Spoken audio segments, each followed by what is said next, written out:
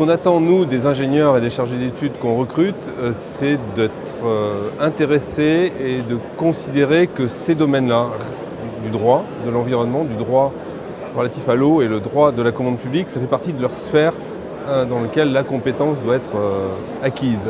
Si elle n'est pas acquise au niveau de la formation académique, on a mis en place l'Altero Academy chez nous pour former et donner les éléments nécessaires à nos collaborateurs pour être à l'aise et avoir envie de considérer que ça fait partie de leur sphère de compétences.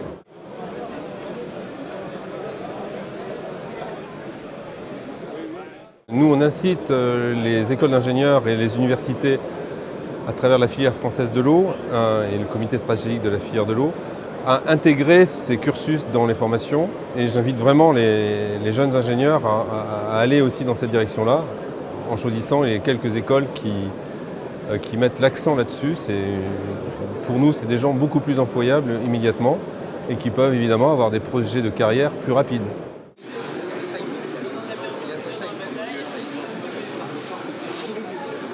Les collaborateurs des sociétés d'ingénierie sont familiers avec ces outils, ils aiment bien ça. Les experts expliquent aux plus jeunes.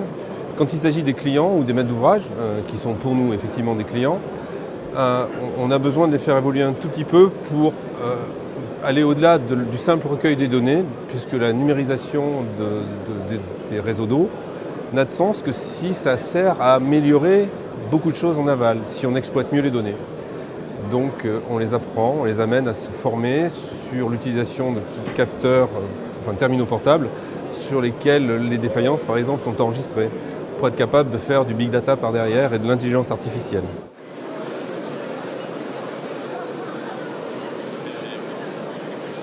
Le métier de technicien est fondamental et aujourd'hui, grâce à la numérisation, ça permet de révéler toute la puissance des informations dont il dispose et donc de mieux les exploiter. Je m'explique un petit peu plus. Mettre à disposition des agents d'exploitation sur le terrain des terminaux portables pour archiver les défaillances va permettre de nourrir des bases de données mutualisées qui permettent à des sociétés d'ingénierie comme la nôtre de développer des systèmes d'intelligence artificielle qui révèlent un potentiel d'exploitation extraordinaire.